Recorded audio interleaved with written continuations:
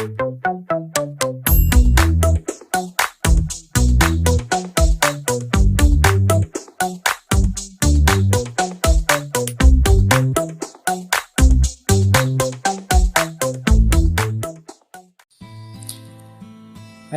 bismillah. Yuk kita mulai bersih-bersih. Ya, ini yang ada di pikiran kita, yang penting dibersihkan. Nanti pelan-pelan ya kita bersihkan satu-satu. Yang pertama, negative thinking. Yang kedua, overthinking.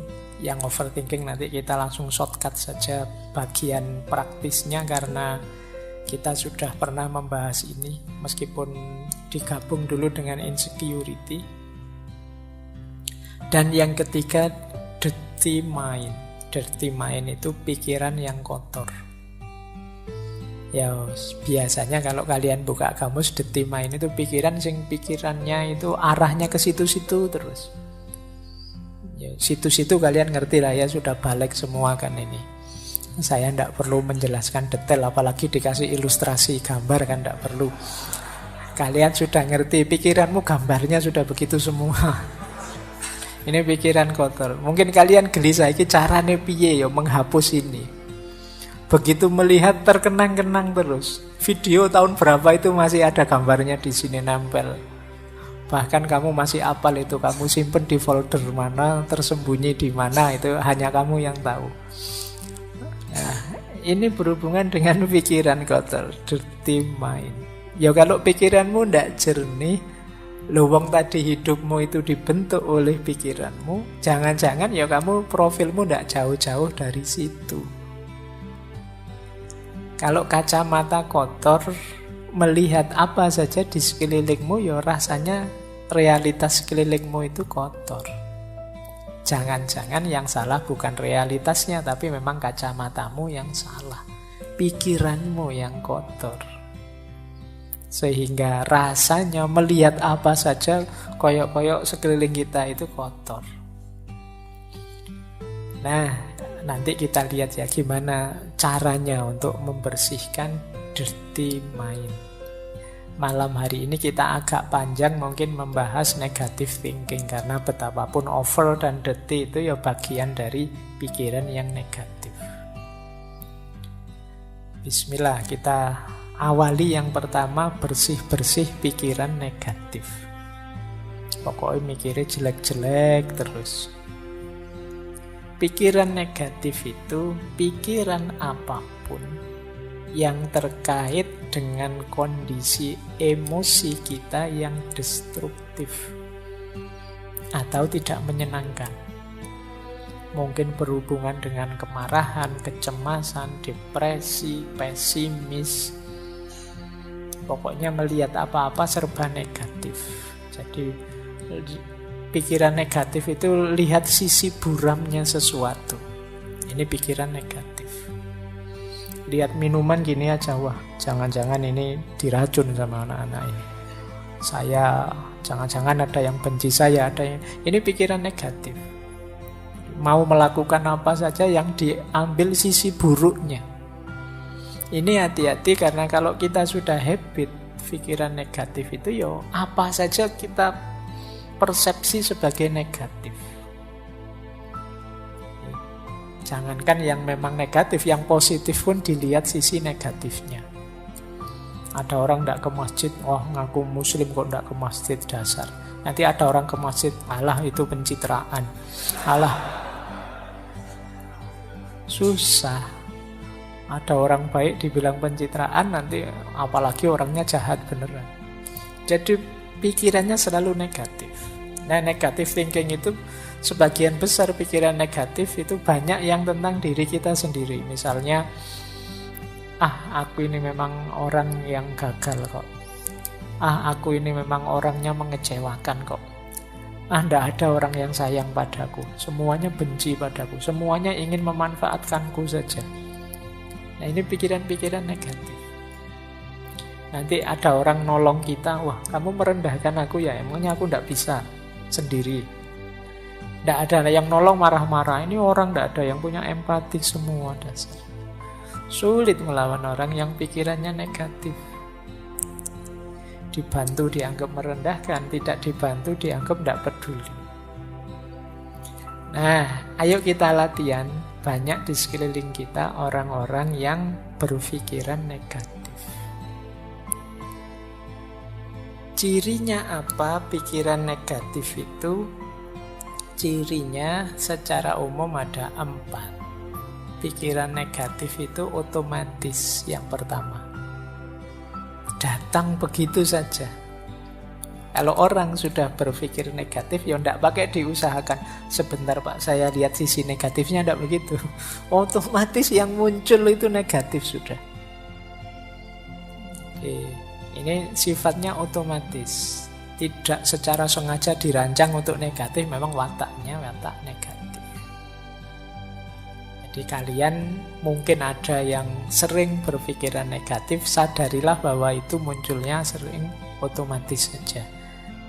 Mungkin karena sering kita lakukan, sering kita biasakan. Yang kedua, pikiran negatif itu distorted, terdistorsi. Maksudnya terdistorsi itu kalau melihat sesuatu tidak utuh, hanya dilihat sisi jeleknya saja. Jadi, misalnya ngaji filsafat ini kan kurangnya juga banyak. Meskipun bagi banyak orang manfaatnya juga ada, tapi yang manfaat tidak dilihat, yang dilihat jeleknya saja. Mungkin ngaji kok selesainya jam 10 malam, itu pun ngomong sendiri Pak Faiznya tidak ada. Nah, itu memang jelek yang bagian itu. Kemudian ngaji kok tidak ada rekaman videonya, kalau direkam suara saja, saya sering dikritik itu. Biar saja lah, biar ada jeleknya untuk mancing yang pikirannya negatif. Jadi kalau tidak begitu kan tidak terpancing, tidak kelihatan kalau pikiranmu negatif. Jadi pikiran negatif itu terdistorsi. Jadi melihat apa-apa dipotong bagian negatifnya. Orang seperti ini biasanya sulit senyum. Pikirannya ruwet terus kalau ada apa-apa itu. Jadi serba khawatir, serba cemas. Karena dia menggunakan kacamata burem terus, negatif terus. Yang ketiga, obstruktif. Obstruktif itu pikiran ini menghalangi kita untuk mencapai tujuan-tujuan tertentu. Karena pikiran negatif ini akhirnya kita kuliahnya tidak bisa maksimal. Mau kuliah ke kampus bawa motor, wah di kampus itu parkirannya kacau, kalau motorku hilang gimana?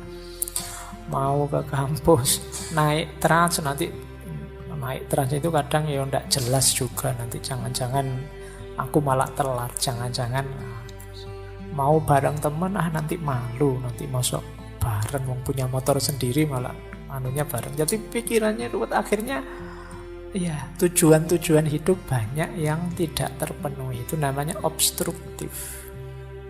Menghalangi kita mewujudkan keinginan. Ini berarti pikiran itu sudah negatif sudah. Kemudian yang terakhir, pikiran negatif itu plausible. Plausible itu masuk akal. Masuk akal menurut kita yang berpikiran negatif. Kita cari saja alasan untuk melihat sisi negatifnya. Dan mesti ketemu wong alasan itu bisa dibuat. Alasan itu kan hasil karya akal kita. Seperti saya bilang tadi, pikiran itu mau kita ajak kemana saja bisa. Wong yang salah itu ya kita bikinkan alasan biar benar saja bisa kok. Itu yang disebut plausible. Maka pikiran negatif juga begitu, dia didukung oleh akal kita. Mas bener itu, kamu ndak usah ke kampus daripada motornya hilang. Paling dosennya ngomongnya juga gitu-gitu aja, ndak ada menarik-menariknya misalnya. Mending di YouTube saja banyak, ngapain sih? Ya, dan justifikasinya mesti ada. Mbok kamu sampai terancam DO pun dia bisa, alah kuliah itu kan ndak nomor 1. Masa depan tidak ditentukan oleh kuliah, sudahlah. Plausible. Yang buruk, yang negatif, yang jelek bisa kita carikan argumen biar tetap bagus. Ini ciri-ciri pikiran negatif. Jadi dia ini otomatis muncul, mendistorsi realitas, menghalangi keinginan-keinginan baik kita, dan kita anggap masuk akal. Padahal itu ya sebenarnya ya negatif. Jadi ayo ya dicari, kalau ada makhluk seperti ini dalam diri kita, ayo dibersihkan. Jadi kok tiba-tiba kita melihat negatifnya sesuatu, coba tanya, ini memang negatif saja atau ada positifnya sih? Oh, ada positifnya sih. Cuma tadi belum sempat saya baca, tapi menurut saya yang negatif juga perlu diperhatikan. Nah, kalau ini sudah mending, sudah melihat sesuatu lebih luas. Tidak sekedar melihat negatifnya saja. Baik. Nah, sekarang kita pelajari akar-akarnya ya. Agak banyak ini, yang biasanya jadi sumber pikiran negatif. Saya ngasih contoh kuliah-kuliah saja ya. Saya khawatir kalau ngasih contoh yang dunia yang berbeda. Wong saya dunianya ya di kampus. Yang pertama, sumber pikiran negatif itu bisa jadi dari penyaringan kita.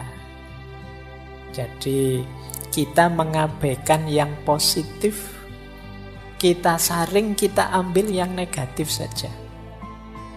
Nah, ini namanya menyaring.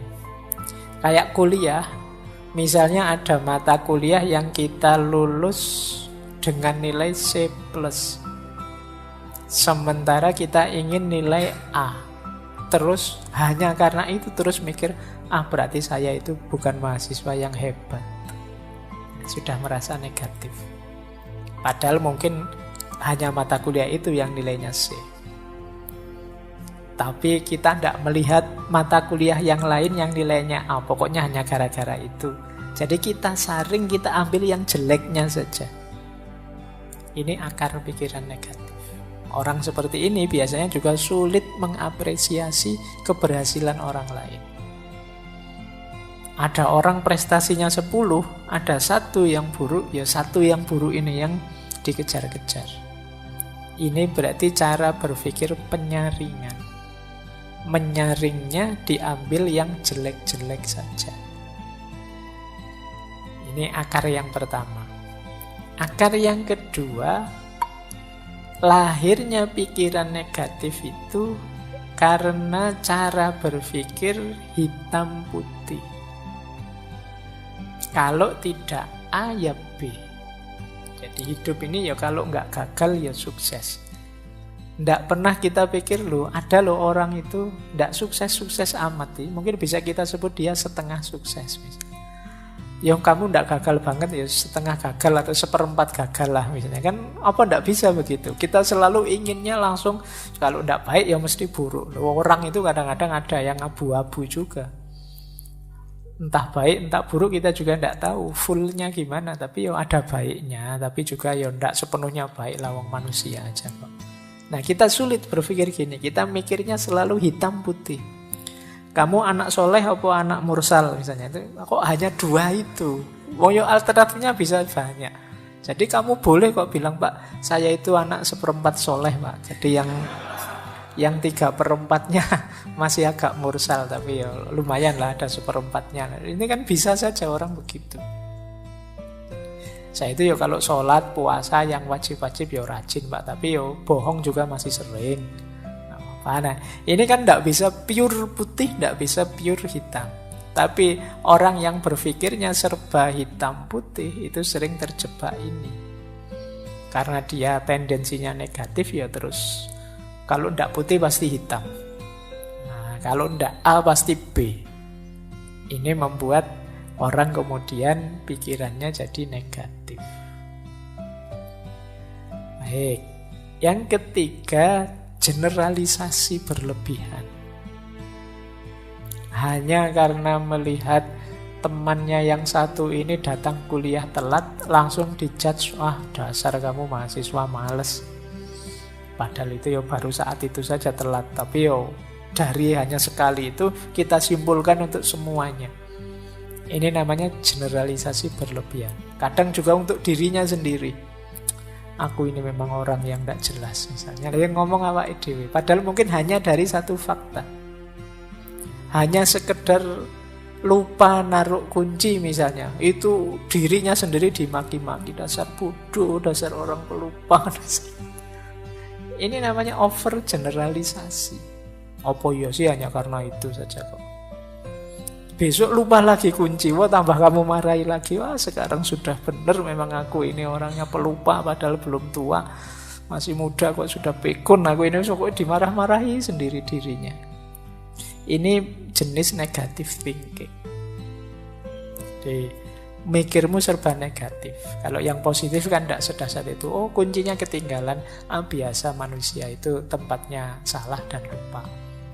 Besok ketinggalan lagi. Biasa manusia itu salah dan lupa. Jadi argumennya sama, cuma intonasinya yang agak berbeda. Nanti hari ketiga ketinggalan lagi. Biasa masih. Atau abot bisa. Jadi biar positif, jadi tidak negative thinking. Baik, jadi ini akar, 3 akar yang pertama ya. Menyaring yang negatif saja, berpikirnya hitam putih, atau mengeneralisasi berlebihan. Hati-hati, gaya berpikir ini sering menjebak kita pada cara berpikir negatif.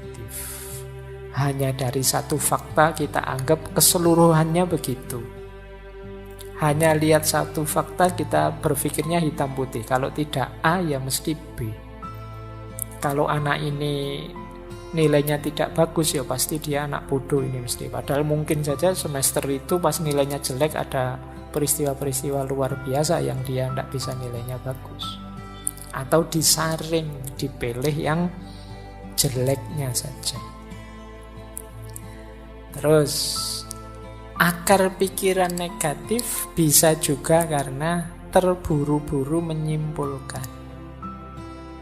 Jadi biasanya ini berhubungan dengan kita menganggap kita tahu pikirannya orang lain seperti apa. Kesusu kita simpulkan. Misalnya kita dapat nilai jelek terus kita simpulkan mesti dosen itu tidak senang padaku, sentimen itu mesti. Nah ini terburu-buru menyimpulkan. Kita menebak pikirannya orang lain terus kita simpulkan hanya dari situ saja. Nah, jadi wah temanku ini mesti marah ini padaku, padahal mungkin saja tidak. Benci dia sekarang mungkin, pacarnya tak ambil loh misalnya. Padahal mungkin juga tidak, tapi kan kamu kesusu menyimpulkan begitu. Siapa tahu dia malah terima kasih pada kita. Ya kan bisa saja begitu. Terima kasih ya kamu. Saya sejak lama ingin melepas kok tidak tega malah kamu ambil. Kan bisa saja begitu. Jangan kesusu disimpulkan sebelum kamu memang jelas faktanya. Biasanya kalau mengira-ira seperti ini memang cenderung negatif. Wah mesti dimarahi saya ini. Wah mesti kecewa dia padaku. Wah orang tuaku mesti tidak suka aku begini. Terus kita gelisah sendiri. Padahal pulang beneran ketemu orang tua ya tidak semarah itu. Tidak seperti bayangan kita. Nah akar pikiran negatif yang lain yaitu katastrofisme. Jadi katastrof itu bencana, bahaya. Nah ketika kita mikirnya selalu yang terburuk yang terjadi. Ujiannya belum, tapi kita sudah merasa mesti semester ini jatuh nilaiku, mesti jatuh nilaiku. Nah, ini katastrofisme. Yang dibayangkan alternatif paling jeleknya. Mau ngaji filsafat sudah mikir, mesti aku tidak paham, tidak ngerti, filsafat itu berat. Sejak awal sudah nganggep berat, ya mesti aja ya. Seperti tadi kita ditentukan oleh pikiran kita. Ya berat beneran akhirnya. Ini cara berpikir katastrofisme. Jadi mikirin negatif terus. Yang jelek-jelek, yang berat-berat. Yo, yang terjadi akhirnya ya itu. Kok ndak mikir yang enak-enak saja. Alhamdulillah nilaiku jatuh, berarti ini alamat harus belajar lagi. Alhamdulillah masih diberi kesempatan untuk belajar lagi. Nah misalnya, jadi ngambil sudut positifnya. Alhamdulillah uangku habis, ini berarti tidak berani macam-macam, ini tidak bisa ngopi, tidak bisa nongkrong, ngaji ajalah gratis misalnya. Loh kan alhamdulillah kamu dapat yang bagus. Jadi mikir sudut positifnya. Coba uangku masih banyak, mikir kemana-mana, jalan-jalan di mall, jajan macam-macam, tapi karena uangnya habis, ngaji saja, berdoa minta rezeki sama Allah. Loh, lumayan agak dekat sama Allah. Diberi sakit juga begitu, tidak harus negative thinking. Alhamdulillah ada sakitnya, ada remnya, lumayan buat alasan tidak masuk kuliah. Jadi berpikir selalu ambil sudut positifnya. Ada juga akar pikiran negatif itu personalisasi. Personalisasi itu kita merasa bahwa kitalah yang mempengaruhi situasi. Seolah-olah kita yang bisa mempengaruhi apa yang terjadi di sekeliling kita. Ini salah saya, ini karena saya. Kadang-kadang nonton bulu tangkis saja mikirnya, kalau saya nonton mesti kalah itu. Ya, mungkin kalian nonton sepak bola juga begitu. Aku ndak nonton, kalau saya nonton kalah mesti loh. Padahal itu ya apa faktornya karena dirimu yang nonton, ya memang kenyataannya begitu. Ini namanya personalisasi. Kamu terlalu nganggap dirimu berpengaruh, tapi secara negatif. Jadi, akhirnya kamu tidak nonton. Mau ya kamu tidak nonton ya tetap kalah. Tapi kamu merasa kalau kamu nonton, kamulah penyebab kekalahan itu. Sudahlah, tidak usah ngajak saya. Kalau saya ikut itu biasanya gagal. Itu namanya personalisasi. Pikiranmu negatif saja. Baik, ada lagi pikiran negatif itu karena itu tadi, salah memahami. Harusnya ini di luar kontrol, kita anggap dalam kontrol kita. Jadi ada kan banyak hal, sering saya bilang, belajar itu usaha kita, pinter atau tidak pinter itu anugerahnya Allah. Kalau ini anugerahnya Allah berarti di luar kuasa kita. Bukan salahmu kalau kamu tidak pinter. Tapi kalau kamu malas belajar itu salah. Awas keliru identifikasinya. Jadi ada hal-hal yang bisa kita kontrol, ada hal-hal yang tidak bisa kita kontrol. Harus pas merumuskannya. Jadi kamu naksir seseorang, kamu nembak, itu dalam kuasamu. Karena kamu nembak atau tidak nembak kan kekuasaanmu. Tapi kamu diterima atau ditolak itu di luar kuasamu. Itu urusan yang ditembak. Nah, kalau kamu tidak bisa menerima yang seperti ini, ya nanti lahirnya bisa negative thinking. Seolah-olah kamulah yang menyebabkan kamu ditolak. Mungkin kamulah yang menyebabkan kamu tidak pinter. Kamulah yang menyebabkan. Tidak. Asal kamu tidak males, ikhtiar sudah maksimal secukupnya, ya hasilnya apapun terimalah. Karena ada hal-hal yang di luar kontrol kita. Sudah nawa itu niat mau berangkat ikut ngaji, sudah mengeluarkan motor, kok yontilalah bensinnya habis, uang ndak ada untuk beli bensin malam hari ini, terus balik lagi. Nah ini kan berarti ada hal-hal yang di luar kuasamu sudah. Tidak terbayangkan tadi bensinnya kok pas habis. Nah ini, jadi niat ngaji masih dalam kuasamu, tapi ada terjadi peristiwa-peristiwa di luar kuasamu, ya sudah. Biasanya orang yang berpikir negatif kalau terjadi peristiwa seperti ini, waduh salah apa aku, dosa apa aku, jangan-jangan kemarin menyakiti hati temanku sampai aku diazab seperti ini ya. Kenapa mikirnya ngono?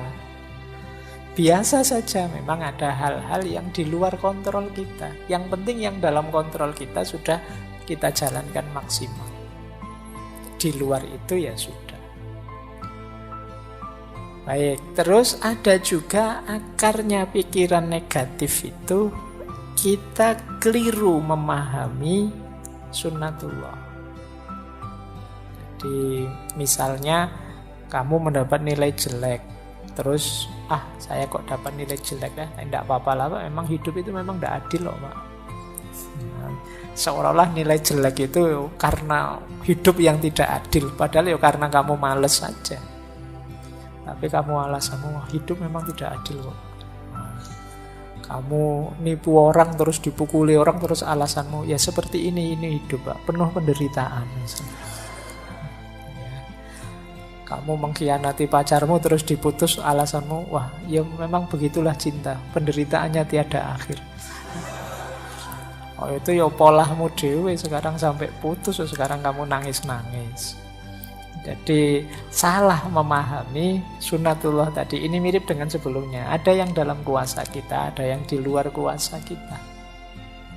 Jadi kita itu sering menjustifikasi kekeliruan kita, kesalahan kita sebagai bagian dari pola hidup atau sunnatullah. Saya itu sebenarnya ingin jadi orang baik loh Pak. Nggak tahu kok takdir membawa saya ke sini. Ayo kamu salahkan takdir membawamu ke situ. Ya kamunya saja memang nggak serius mengarahkan hidupmu ke arah yang baik. Akhirnya kamu terseret ke situ. Itu kayak ceritanya Umar itu kan, satu ketika Umar bin Khattab ini menangkap pencuri. Pencurinya waktu ditangkap alasan takdir. Loh, saya maling ini kan dan berhasil maling, itu kan berarti memang takdirnya Allah. Kalau Allah tidak mengizinkan saya maling, apa bisa saya maling? Wah, alasannya mantap itu. Jadi akhirnya sama Umar malah dipukuli. Lah kok saya malah dipukuli? Loh kamu dipukuli itu juga bagian dari takdirnya Allah. Kamu pakai alasan takdir untuk menjustifikasi kesalahanmu. Baik, terus ada lagi pikiran negatif yang lahir dari orang yang selalu menyalahkan, mencari kambing hitam. Nah kalau tadi kan yang ditembak dirinya sendiri, kalau ini nembak keluar, menyalahkan. Wah ini hujan terus ini gara-gara kamu sih. Nah ini yang disalahkan orang lain. Ada apa saja nyari kambing hitam. Orang lain yang salah. Ini juga jenis pikiran negatif. Oke, saya lanjutkan biar nanti nyampe. Ada lagi pikiran negatif itu karena emosi. Jadi emosi yang berlebihan. Menganggap yang kita rasakan itulah nanti yang sebenarnya. Padahal kadang-kadang perasaan kita dengan kenyataannya kadang ya tidak benar. Kadang-kadang kita itu agak sentimental, agak dramatis, agak apalah. Kita sering agak-agak begitu. Tapi ini kita anggap yang sebenarnya. Jadi, wah, saya ini orangnya mudah kalah Pak. Saya itu sejak dulu saya membaca hidup saya itu selalu gagal. Nah ini emosional. Nah padahal itu cuma perasaanmu, tapi akhirnya kamu bawa dalam hidupmu yang sebenarnya bahwa kamu itu orang yang gagal. Ini namanya emosi yang tidak terkendali. Jadi sering membawa pikiran-pikiran negatif. Ini seperti orang minder itu kan sering emosinya tidak terkendali. Siapalah saya? Ya bukan berarti terus jadi orang sombong, tapi biasa sajalah. Tidak usah terlalu didramatisir, tidak usah terlalu emosional. Jadi, nanti digoda temennya terus tersinggungnya banget. Temennya guyon sini baper misalnya. Karena emosinya tidak terkendali. Ini juga sering jadi pikiran negatif.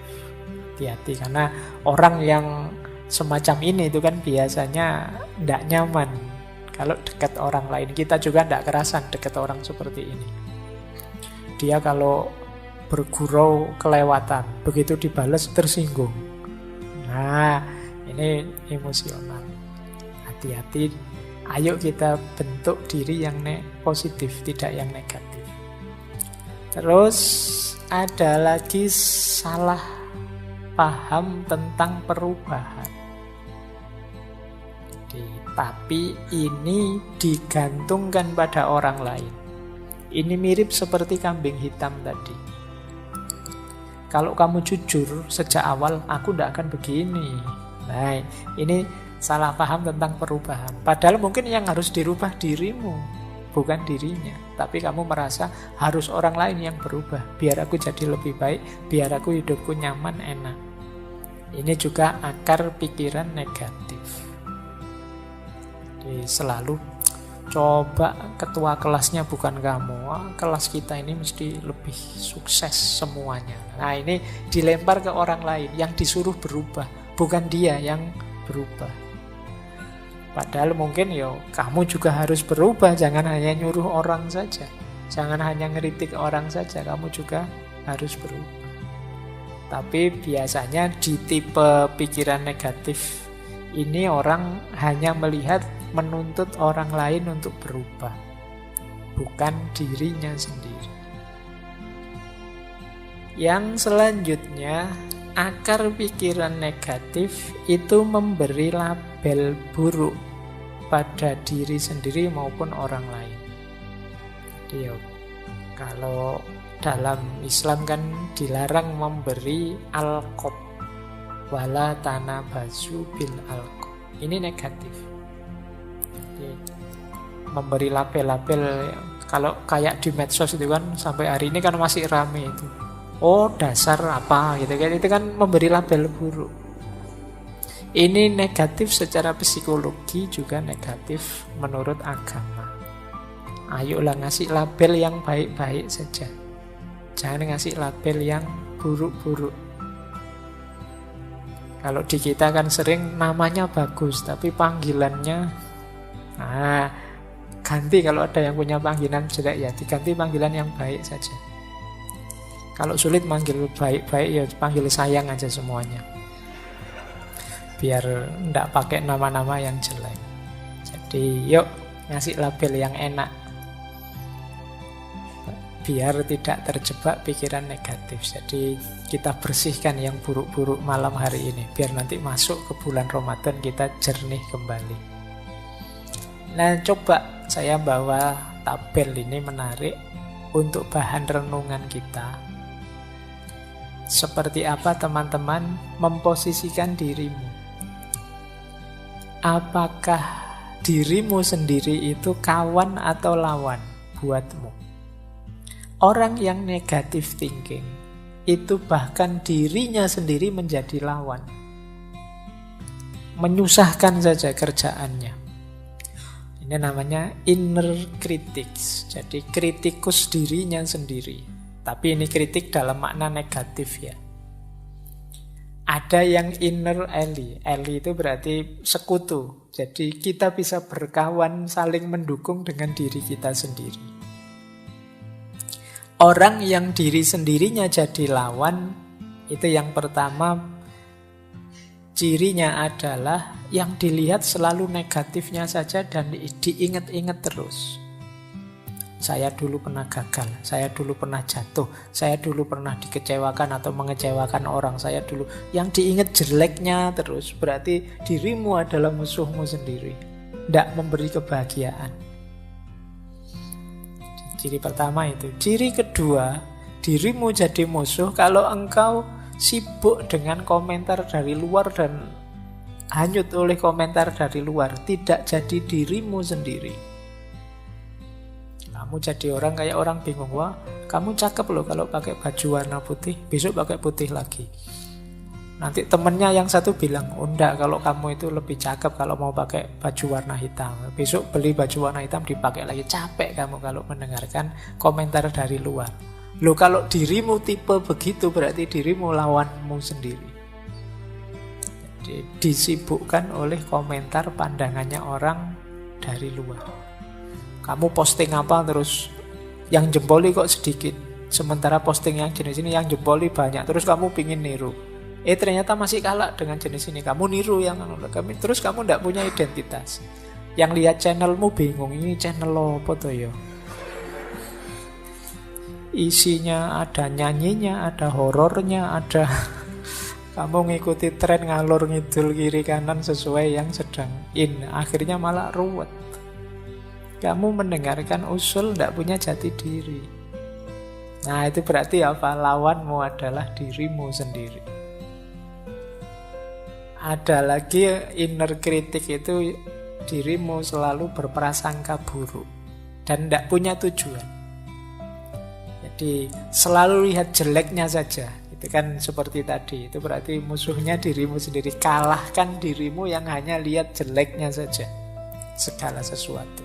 Kalau sudah terlatih lihat jeleknya, nanti kamu tepis. Kalau dia komentar, jangan pakai baju itu, lucu. Tidak apa-apa, saya ingin pakai baju ini aja. Kenapa sih? Coba dilawan dirimu.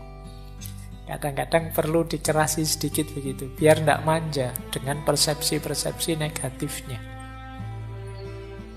Kemudian diri yang selalu mengkritik itu biasanya diri yang jadi sumber kegalauan. Galau oleh kekurangan-kekurangan kita. Ya kita yang paling tahu kekurangan kita. Tapi kekurangan kita itu kan jalan untuk kita berusaha memperbaiki diri, bukan jalan untuk galau. Tapi diri yang serba negatif tadi tiap hari menyusahkan kita dengan kegalauannya. Jadi ini coba kita cek diri kita sendiri sebagai apa. Alhamdulillah kalau diri kita adalah sekutu yang baik, teman yang hebat. Ini kebalikannya yang negatif tadi. Kalau ini positif, teman yang hebat itu fokus pada semua pengalaman, tidak dipilih-pilih. Pengalaman baik, pengalaman buruk diterima. Kemudian yang baik diingat-ingat, diambil yang bagus-bagus, kemudian yang buruk diambil pelajaran, harusnya bagaimana untuk meningkatkan diri. Ini berarti diri kita jadi teman yang baik. Tidak sekedar ngeritik, ya memang ada jeleknya kita terima, tapi untuk dijadikan pelajaran ke depan, biar kita tambah baik. Nah, kalau tentang komentar orang, ya semua komentar silahkan masuk, tapi aku nanti yang menentukan mana relevan, mana tidak relevan, mana cocok, mana tidak cocok. Terima kasih usulnya, tapi saya punya persepsi sendiri. Nah, ini berarti jiwa kita teman yang enak. Jadi tidak sekedar membawa kita diombang-ambing komentar-komentar, pandangan-pandangan dari luar. Kadang-kadang jiwa kita menguatkan kita sendiri, yakinlah bahwa ini baik, lanjut saja, tidak usah terlalu mendengar orang lain. Nah, ini dia sekutu yang baik.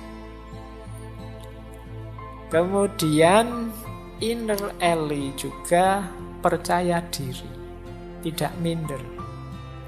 Jadi, orang percaya diri itu ya tidak mudah dipengaruhi. Jelas tujuan dan sadar proses. Apa-apa ya perlu proses. Untuk mencapai tujuan perlu proses-proses.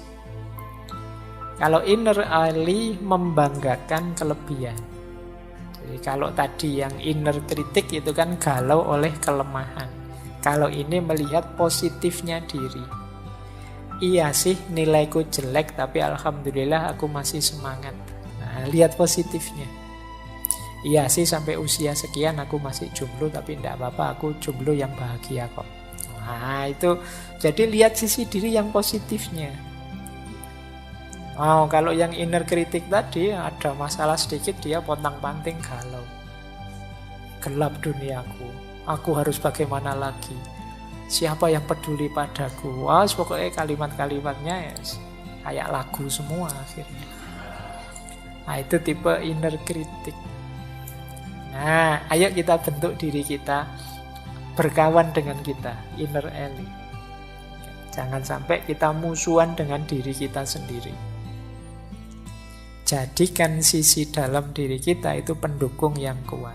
Dia yang paling ngerti sebenarnya tentang kita. Kita lanjutkan. Nah, ini ada beberapa tips untuk menghadapi pikiran negatif. Yang pertama, diakui. Ngaku saja kalau saya masih negatif pikirannya, tidak apa-apa. Karena kalau tidak ngaku ya tidak ada perbaikan. Kalau tidak terima ya tidak ada cara untuk jalan keluarnya. Tapi ayo kita terima, iya Pak, saya itu masih sering berpikiran negatif. Saya itu masih sering mikirnya jelek-jelek terus. Nah, kalau sudah ngaku, Ayo coba luangkan waktu mikir sebentar. Kenapa sih aku kok berpikirnya seperti ini ya? Sumbernya dari mana? Asal usulnya dulu gimana kok aku ini jadi negatif sekali? Terus coba dihitung untungnya apa sih pikiran ini untukku? Atau alasannya apa? Buktinya apa kalau pikiranku ini benar? Atau jangan-jangan hanya ketakutanku saja? Terus tanyakan juga, apa pikiranku ini sudah tidak teratasi, tidak bisa diubah? Mestinya ya bisa ya. Atau aku perlu tidak bantuan orang lain untuk mengatasinya? Nah, coba dijawab pertanyaan-pertanyaan ini untuk menyingkirkan pikiran negatif. Kalau sudah tuntas menjawab, ketahuan asal-usulnya, langkah ketiga yaitu reframing. Kita frame ulang. Kalau tadi melihat sisi negatifnya, sekarang saatnya melihat sisi positifnya. Tema malam hari ini kan bersih-bersih pikiran negatif. Antara lain caranya ini. Kita akui, kita uji, dan kita bikin frame ulang yang positif. Jadi nanti kita masuk bulan Ramadan, perspektifnya sudah jernih, sudah positif. Oke. Nah, ini pikiran positifnya. Cara untuk melatih berpikir positif adalah yang pertama, ayo mengenali kelebihan-kelebihan dan keberhasilan-keberhasilan kita. Tidak ada orang itu yang hidupnya negatif terus, pasti pernah mengalami hal-hal positif. Bila perlu ditulis. Boleh teman-teman kalau ada waktu ya, bawa kertas atau buku tulisan. Kelebihanku itu apa saja sih kira-kira? Nah, 1, 2, 3, 4, 5 apa saja. Pasti ada kok kalau teman-teman jeli. Tidak mungkin tidak ada kelebihan sama sekali. Ya kemungkinan banyak tapi tidak ketahuan saja. Kalau kalian jeli mungkin ketemu, oh ternyata saya itu orangnya begini, orangnya begitu. Coba ditulis saja. Ini membawa kita nanti pada rasa syukur. Iyalah ternyata dari sekian banyak kelebihanku, hanya satu ini toh kekuranganku. Lah terus kenapa selama ini hidupku kok murung terus ya? Nah ini coba kalian, tidak apa-apa wis latihan nulis. Meskipun tulisannya disembunyikan untuk diri sendiri juga tidak apa-apa. Mungkin malu kalau dibaca orang lain ya tidak apa-apa. Tapi paling tidak kan melakukan muhasabah sendiri. Apa kelebihan-kelebihanku? Boleh juga capaian-capaianku. Alhamdulillah Pak, saya dulu bisa lulus TK tepat waktu. Misalnya. Loh, itu kan prestasi. Mungkin ada yang TK-nya tidak tepat waktu. Nah, jadi dan banyak capaian-capaian yang lain. Gitu. Saya selalu sukses Pak tiap bulan menghabiskan kiriman orang tua. Wah, itu. Alhamdulillah. Barokah berarti kirimannya orang tua. Iya Pak, selalu bisa saya habiskan dengan sukses. Coba ya kamu hitung capaian-capaian. Banyak lah mesti, tenang saja. Saya berhasil membuat dosen saya marah Pak. Baik, ya capaian yang baik ya. Nanti kamu tulis, biar apa? Biar yang kedua masuk. Gimana caranya kamu bisa bersyukur. Kalau kamu bisa sulit menemukan kelebihan atau capaian hidup prestasi, tapi yang kedua ini pasti kamu ketemu. Hal-hal yang bisa disyukuri. Mudah untuk mencari hal yang bisa disyukuri. Kalau kalian sulit, bandingkan dirimu dengan orang yang situasinya lebih sulit darimu, dan itu banyak.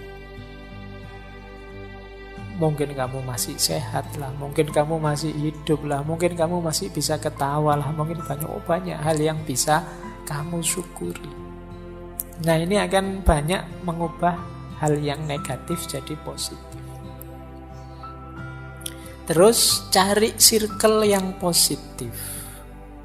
Cari teman yang juga positif. Kalau temanmu negatif semua ya lama-lama kamu terpengaruh negatif. Cari teman yang enak diajak bersama-sama, yang mikirnya selalu yang baik-baik, membooster semangatmu. Kemudian pinter-pinter bikin afirmasi, self-talk yang positif. Ngomong yang baik-baik saja deh. Tidak hanya dengan orang lain, dengan dirimu juga begitu. Buang kalimat-kalimat yang merendahkan diri. Dasar aku ini orang bodoh, dasar aku ini orang tidak pinter, dasar aku ini orang malas. Sudahlah, ganti kalimat yang lebih positif.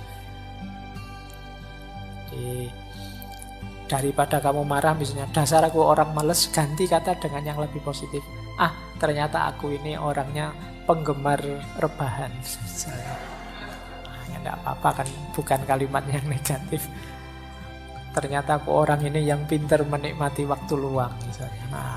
Ya nama lainnya males. Baik, jadi ini cari self-talk yang lebih positif. Biar pikiranmu juga positif. Jaga kesehatan tentu saja ya. Kalau kamu tidak sehat ya pingin sepositif apapun ya berat. Tapi kalau kamu sehat lebih mudah. Relax, humor. Hidup jangan kenceng terus, kaku terus. Ya ada guyonnya sedikit-sedikit, tapi juga jangan guyon terus.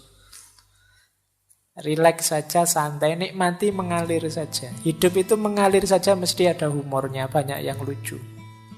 Hidup jadi tidak lucu karena kamu serius terus, kamu pegang terus dengan keras. Biarkan saja kamu nikmati setiap prosesnya, mesti beragam. Ada seriusnya, ada lucunya, ada. Hidup itu begitu karakternya.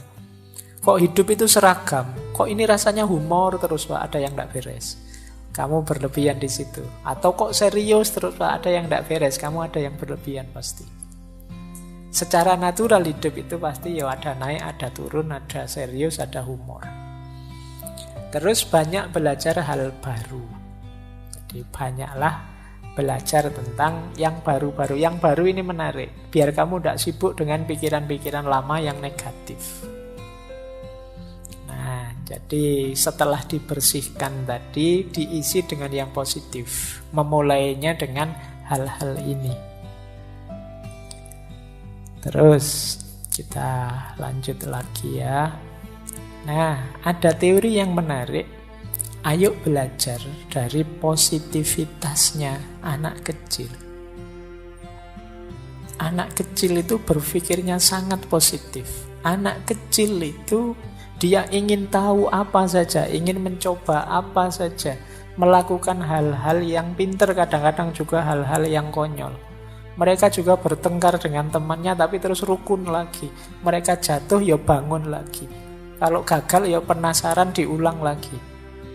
Mereka bisa kecewa tapi gampang punya harapan baru.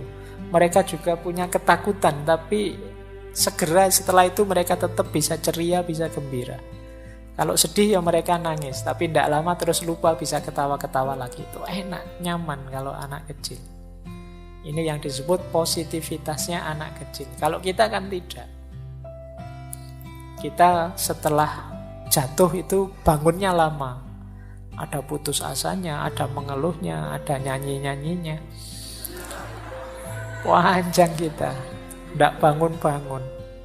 Kalau sudah kecewa, wah kita dendamnya bisa sampai ujung dunia. Kalau anak-anak itu habis bertengkar, orang tuanya ikut belani bertengkar. Dia sudah rukun, orang tuanya masih bertengkar. Itu positivitasnya anak kecil. Jadi hidup jadi ringan. Wajar saja. Tidak ada anak kecil itu kok suudzon apa. Tidak ada. Ya mikirnya positif terus. Jadi pikirannya selalu positif. Nah, fakta ini menunjukkan berarti pikiran negatif itu tidak fitrah, tidak fitri. Itu buatan, pengaruh dari luar. Aslinya kita secara murni itu positif. Buktinya apa? Anak-anak yang belum banyak terpengaruh macam-macam itu sangat positif hidupnya. Tidak ada anak kecil itu yang dendam, tidak ada anak kecil itu yang putus asa, terus menganggap dunia ini gelap kalau begitu. Tidak begitu, tidak ada. Biasa saja. Mereka ya kalau ingin apa-apa ya kadang tidak terpenuhi ya nangis. Tapi setelah nangis terus ya biasa, bisa ketawa-ketawa lagi. Jadi Ini namanya belajar positivitas dari anak kecil. Jadi itu tadi ya teman-teman, babak pertama kita belajar bagaimana caranya mengatasi negative thinking. Baik, alhamdulillah hujan. Yo kan positif itu kan alhamdulillah. Kamu jangan mikirnya waduh hujan ini pulangnya gimana, masih negatif berarti. Ayo yang positif lah. Baik, yo tapi tetap saja yang helmnya tadi menghadap ke atas. Ya. Yo, kamu benerin dulu nanti daripada kamu pulang mandi kan ndak enak. Oke, baik kita lanjutkan. Wah, tinggal setengah jam kita masih punya 2 PR. Yuk, sekarang kita masuk ke sini. Overthinking. Ini banyak sekali di antara kita. Kalau ini mungkin bukan negatif tapi bulat. Kamu terjebak di dalamnya. Overthinking itu satu keadaan, itu tulisannya kecilikan kurang besar itu. Nanti kamu besarkan sendiri. Satu keadaan di mana orang terlalu banyak menghabiskan waktu memikirkan sesuatu tanpa mengarah pada solusi yang efektif. Orang overthinking itu mikir di situ terus tidak pindah-pindah, yang membuat dia stres, depresi sendiri. Jadi berpikir yang tidak perlu, yang harusnya tidak dipikir malah dipikir. Berpikir yang tidak tepat. Mikirnya jangan bagian itunya, itu di luar kuasa kita, tapi kita tetap ngeyel mikir di situ. Atau berpikir yang terlalu banyak, tidak ngerti kapan stop. Mikir juga harus ngerti kapan stop. Pak, saya sudah buntu, Pak. Ya sudah buntu ya berarti stop. Buntu kamu ngeyel terus, yo stres kamu. Ini jalannya gimana ya? Saya baca buku kok tidak paham-paham. Kamu pikir tidak paham ya sudah ditutup.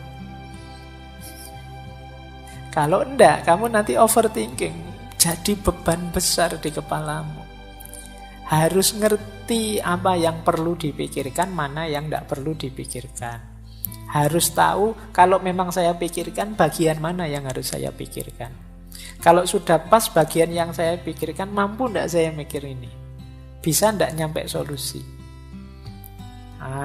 Kalau tidak ya sudah mandek, sesuai porsinya. Jadi, dan arahnya ke solusi bukan ke masalah. Banyak orang mikir itu fokus di masalahnya, akhirnya bulet. Ditawari solusi apapun dicari masalahnya.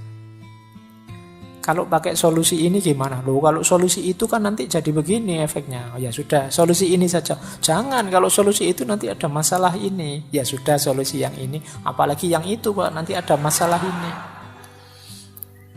Ini namanya overthinking. Jadi mikir yang tidak ngerti kapan harus berhenti. Kamu fokus di masalah terus. Tidak ketemu-ketemu solusi. Kalau ketemu solusi, kamu tanya lagi, kamu pertanyakan lagi, kamu permasalahkan lagi. Akhirnya ruwet, jadi beban. Nah, ini overthinking. Semoga nanti masuk Ramadan yang overthinking bisa sembuh. Iya, karena penyakitnya anak-anak hari ini itu kan pengaruhnya medsos itu overthinking sudah. Pak, saya kok lama sekali tidak dapat pasangan, Pak. Itu banyak yang mengeluh. Ya sudah, cari tidak dapat ya Pak. Ya sudah, kamu tunggu saja. Lah nunggu sampai kapan Pak? Sulit menghadapi orang overthinking itu. Baik, kita lihat ya. Saya langsung saja ya, ini waktunya masuk ke solusi menghadapi overthinking. Yang pertama, mengatasi overthinking. Overthinking itu ya bahasa Indonesianya semacam beban pikiran. Orang overthinking itu biasanya sering mengatakan hal-hal negatif tentang dirinya sendiri. Saya apa bisa ya Pak, saya apa mampu ya Pak, saya kok begini Pak, saya kok begitu. Ini overthinking. Jangan lupa, kalau kita hanya mengatakan hal-hal yang negatif seperti tadi, ya otak kita akan menganggapnya kita memang seperti itu. Kalau otak menganggap kita seperti itu, ya kita menjalani hidup seperti itu. Maka sejak tadi di antara tips dari saya adalah buang jauh-jauh self-talk yang negatif. Kalian semua itu istimewa. Jadi tidak ada yang tidak istimewa. Setiap orang itu istimewa. Hanya saja ada yang kurang memahami dirinya atau tidak mau memahami dirinya atau terlalu banyak melihat diri secara negatif. Tadi sudah ada caranya ya untuk mewujudkan hal yang positif. Yang kedua, orang overthinking itu biasanya cara berpikirnya seandainya atau seharusnya. Seandainya kemarin saya begini, seandainya kemarin saya begitu, harusnya saya kemarin begini. Kok coba zaman SMA dulu saya agresif dikit saja, mungkin ya sekarang sudah dapat lah. Aku menyesal kemarin kok begitu. Orang seandainya atau orang yang berpikir seharusnya itu orang yang tidak rela dengan yang terjadi kemarin. Padahal peristiwanya sudah berlalu. Kita tidak dapat mengubah masa lalu. Bahkan sedetik yang lalu pun tidak bisa kita ubah, sudah lewat. Kok kamu seandainya sekian puluh kali pun, ya yang sudah lewat. Kecuali kamu main film Avengers terus balik ke masa lalu. Jadi yang normalnya yang sudah lalu yang berlalu. Kita pakai seandainya 1000 kali pun yang sudah lewat tidak akan kembali lagi. Maka ayo kuncinya apa? Relakan yang sudah lewat, sepahit apapun itu. Yang bisa kita lakukan apa? Ambil pelajaran. Oh ternyata saya menyesal Pak, dulu zaman SMA saya itu terlalu pendiam. Oh berarti sekarang saya jangan terlalu pendiam deh. Nah, ini mengambil pelajaran dari dulu. Saya rugi Pak ya dulu. Pernah ada yang mendekat-dekat loh Pak, saya cuek ya. Berarti besok ambil pelajaran itu jangan cuek lagi. Nah, ini namanya ada manfaatnya masa lalu, tidak hanya disesali tapi diambil pelajaran. Jadi relakan yang sudah terjadi, ambil pelajaran untuk masa depan. Yo kadang-kadang memang ditengok masa lalu itu biar tidak masuk ke lubang yang sama. Dulu di filsafat sejarah saya jelaskan ada ilustrasi masa lalu atau sejarah itu seperti spion. Spion itu kan kecil saja, jangan besar-besar. Kalau spion sangat besar, kamu tidak bisa jalan maju nanti. Terlalu fokus pada masa lalu, itu kan spionnya terlalu besar. Kamu fokus di belakang terus, akhirnya kamu tidak maju-maju. Spion itu kecil saja, kamu jalan ke depan. Sekali-sekali dilirik. Jadi biar kamu selamat kan lihat spion sekali-sekali. Dan jangan lihat spion terus, naik motor lihat spion terus ya. Di masa lalu jadi pelajaran. Jangan masa lalu jadi beban.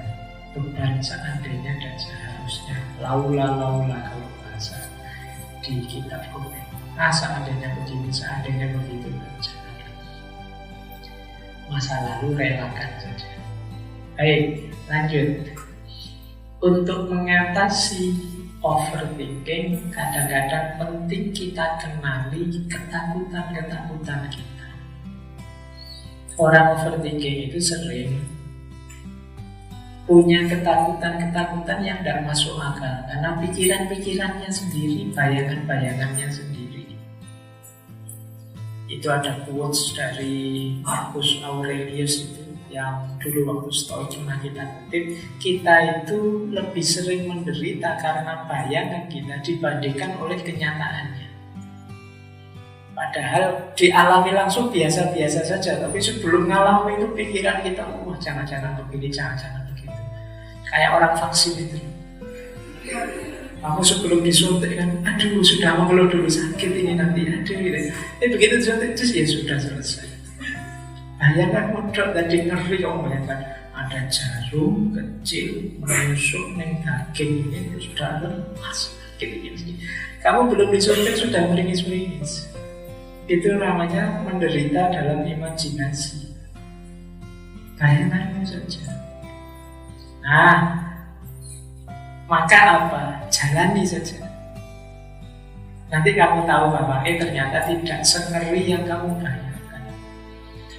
Saya ingin juga menikah, tapi apa bisa ya membahagiakan pasangan saya? Apa bisa saya membuat dia rela dengan saya? Apa bisa ketahuan mikirin nikah saja? Nah, nanti kamu tahu caranya, guys. Jadi, kalau ada masalah Pak, diselesaikan sambil jalan. Kalau bisa, tidak bisa sambil jalan Pak, ya sambil tidur. Jadi kita itu sering hanya tersiksa oleh bayangan-bayangan pikiran. Ayolah, jangan terlalu banyak overthinking. Berpikir itu bagus, tapi overthinking jelek. Jadi, ayo dikenali ketakutan-ketakutan kita, kemudian dilampaui. Cara melampaui paling mudah apa? Segera diputuskan, ambil tindakan. Jadi biar nggak terlalu banyak bahas.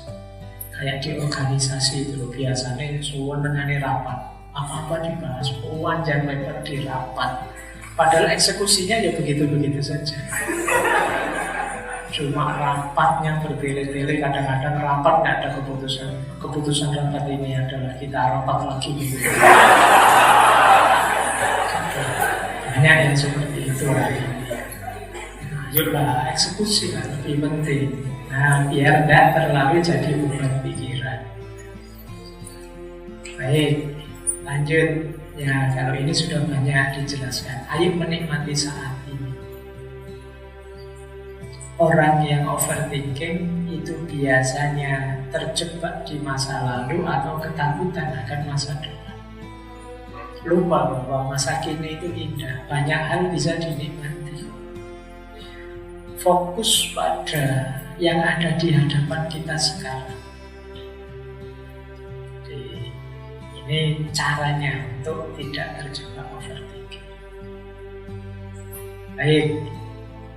Nah, kalau ini tadi sudah dijelaskan, mengatasi overthinking antara lain juga adalah fokus pada yang bisa dikontrol. Kalau yang nggak bisa dikontrol ya sudah, pasrahkan saja pada Tuhan.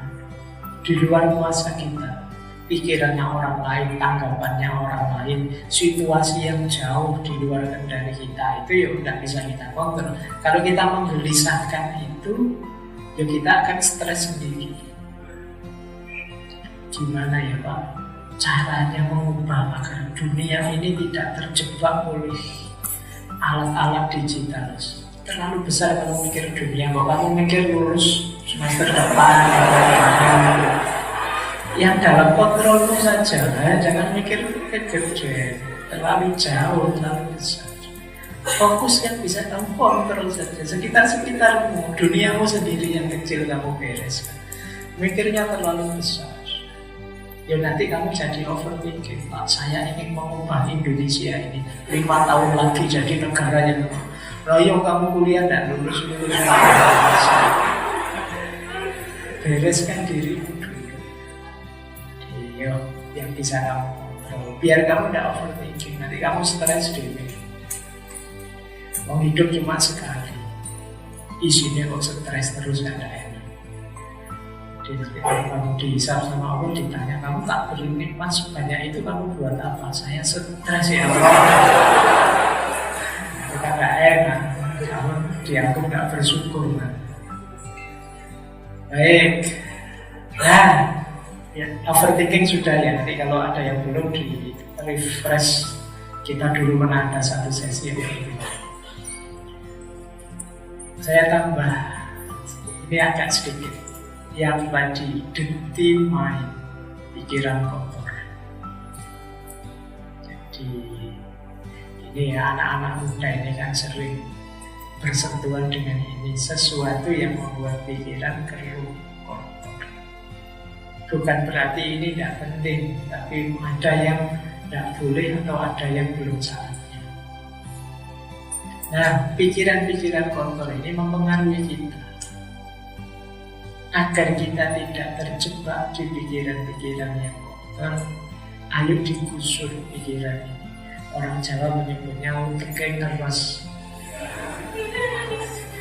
Pikirannya gitu-gitu dulu. Kalau utek itu ngeres, pikiran itu kotor, ya seperti saya bilang kacamata tadi, melihat kemana-mana, ya bayangannya orientasinya ke situ. Nggak peduli situasi apa yang dibunyikan itu. Nah, untuk menggusur pikiran yang kotor ini, pertama ayo dikenali dan dihindari pemicunya. Aku itu biasanya terjebak di situ, hal-hal yang tidak bersih itu lewat jalur apa? Oh iya Pak, saya kalau buka medsos yang ini itu loh, buka situs ini itu sering ditawari gitu-gitu. Penasaran ya Pak, kamu malah penasaran. Kenali terus hindari. Penasaran tidak apa-apa, tapi terus di rem. Tidak apa-apa lah. Dan tidak usah bikin alasan-alasan. Pak, ini dalam rangka pendidikan, Pak. Biar saya besok bisa, Pak. Nah, kamu tidak pakai gitu, mesti sois. Pasti bisa. Dulu si mbahmu juga tidak melihat gitu-gitu, juga anaknya banyak. Jadi, tidak tuh. Kamu bikin alasan saja. Aspek pendidikan nanti ada caranya sendiri, tidak dengan cara kamu menjajani matamu, menjajani pikiranmu dengan hal-hal yang kenali dan hindari. Kemudian kok terpaksanya ketemu? Saya nggak ingin loh Pak, tiba-tiba yang melihat saja ketemu. Abaikan, jangan dianggap penting. Mau hadir saja, tapi terus lewat tuh. Jangan ditahan, eman-eman di dalam dulu, enggak, jangan. Diganti fokus, cari yang lain, mikir yang lain, tinggalkan. Jadi kalau memang terlanjur ke situ, jadi ini untuk melatih jiwamu, karena ya kalau dimanjakan terus, ya kamu tidak bisa keluar dari situ.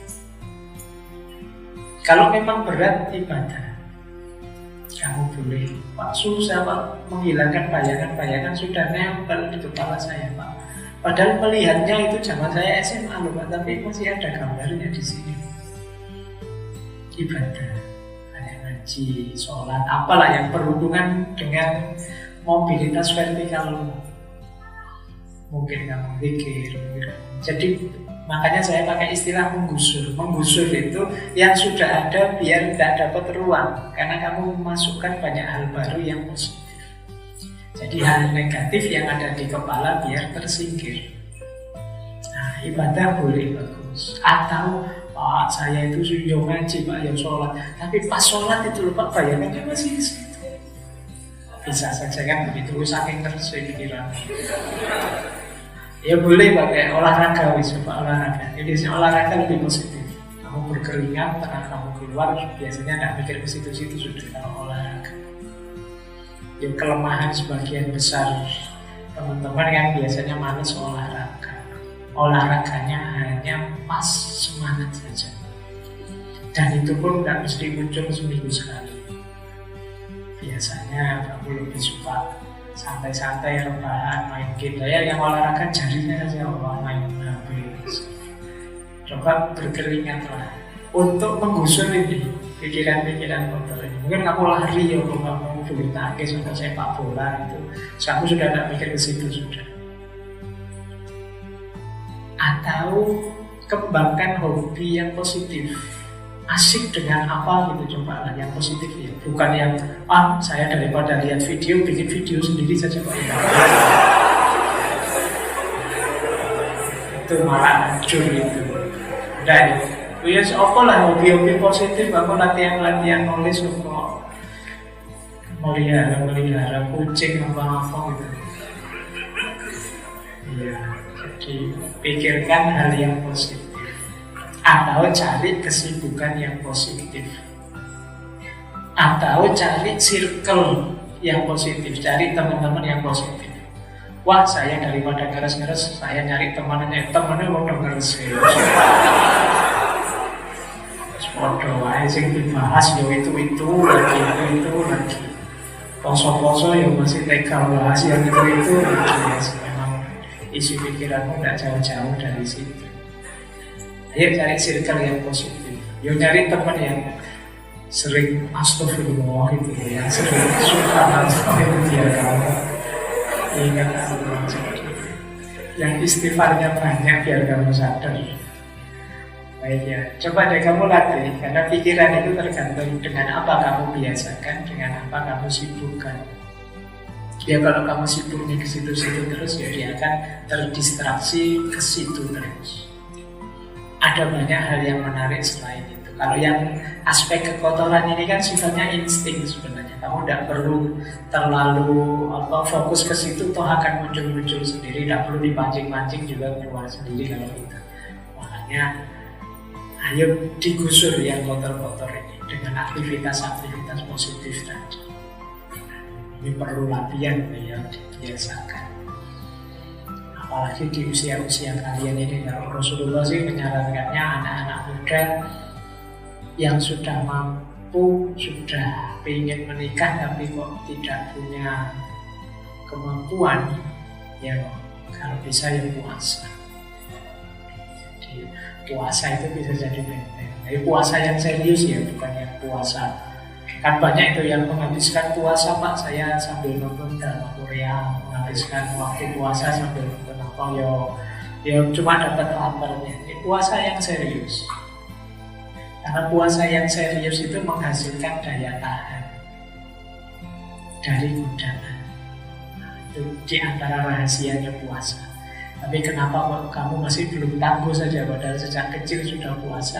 Kemungkinan puasanya belum terlalu serius selama ini, sehingga hanya dapat lapar dan hausnya saja, belum dapat makna yang lebih dalam. Nah, kamu kejar yang lebih dalam dengan puasa yang lebih serius. Yang dipuasai tidak hanya makanan dan minuman, tapi juga mempuasai hati, mempuasai pikiran.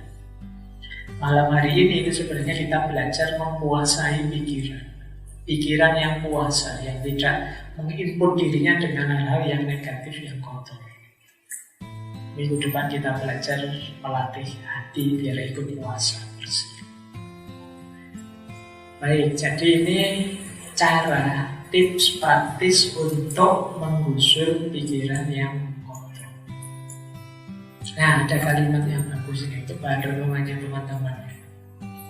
Air di lautan yang luas takkan pernah sanggup menenggelamkan sebuah perahu kecil di atasnya, kecuali perahu itu dimasuki oleh air.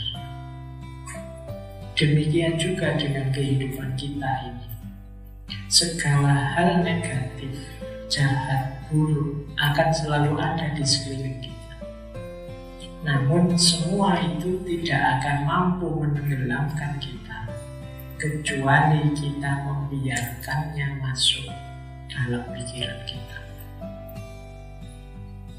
Jadi kita tidak akan mungkin tenggelam kecuali kita sendiri yang memasukkan air itu di kapal kita.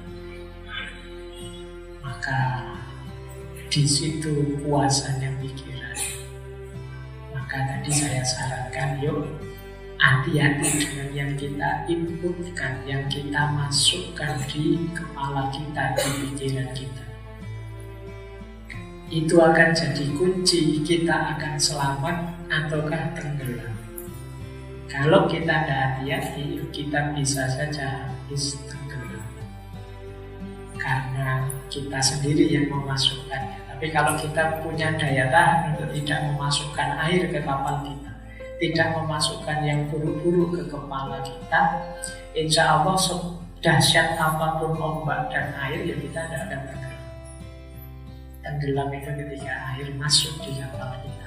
Nah, jadi kalau ada air, kalau ada hal yang buruk negatif di kepala, cepat-cepat dikuras, dibersihkan, biar kita tidak tenggelam.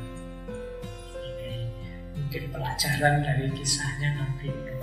penuh itu kan, secara fisikal memang dilanda banjir besar, tapi selamat karena kapalnya tidak dimasuki air. Jadi ini pelajaran besar. Kenapa malam hari ini kita belajar bersih-bersih pikiran, biar nanti kita tidak tenggelam. Nah, ada quotes bagus untuk menutup sesi kita malam hari ini. Yang pertama, mari jadi orang yang berani meminta maaf. Yang kedua, mari jadi orang yang tangguh, yang mau memaafkan. Yang ketiga, mari jadi orang yang bisa melupakan yang kemarin-kemarin sudah terjadi, yang membebani pikiran kita, baik dalam bentuk pikiran negatif, beban berlebih, overthinking, maupun pikiran-pikiran kotor. Mari kita buang, kita lupakan. Itu akan jadi jalan kebahagiaan kita. Yang pertama minta maaf adalah yang paling berani.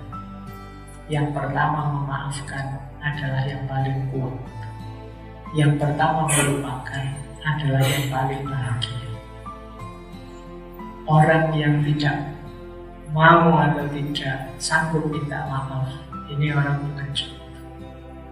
Dia tahu salah kok tidak mau minta maaf. Maka orang yang pertama kali minta maaf adalah orang yang paling berani. Tidak sederhana minta maaf. Tapi sebaliknya juga begitu. Orang yang pertama memaafkan, dialah yang paling kuat. Karena memaafkan jauh lebih berat dibandingkan minta maaf. Nah, tapi ada lagi yang lebih berat. Apa? Melupakan yang sudah terjadi sebelumnya. Melupakan ini kan yang jadi beban pikiran. Membersihkan pikiran ini kan membuang, melupakan segala hal yang negatif sebelumnya terjadi. Orang yang bisa melupakan, dia akan jadi yang paling bahagia. Tapi orang yang sulit melupakan apapun yang terjadi kemarin-kemarin, diingat-ingat terus, apalagi dicari terus jejak digitalnya. Nah, sekarang kan begitu modelnya, ya kamu akan sulit bahagia. Untuk bisa bahagia, kamu harus punya daya melupakan.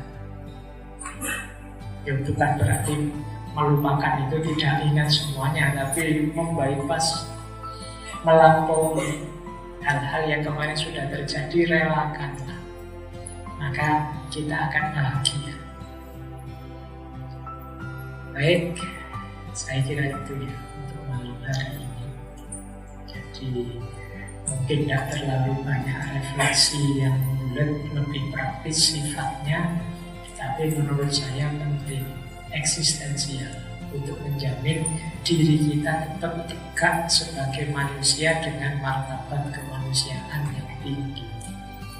Karena betapapun martabat kemanusiaan itu kuncinya di pikiran. Kalau pikiran-pikiran kita serba negatif, atau pikiran-pikiran kita terlalu berat beban, terlalu banyak beban overthinking, apalagi pikiran-pikiran kita kotor, yang kemungkinan nilai dan martabat kemanusiaan kita akan tambah rendah dan tambah jauh. Nah, ayo latihan bersih-bersih pikiran. Mungkin bisa dilakukan secara berkala. Baik, saya kira itu untuk malam hari ini. Kurang lebihnya mohon maaf.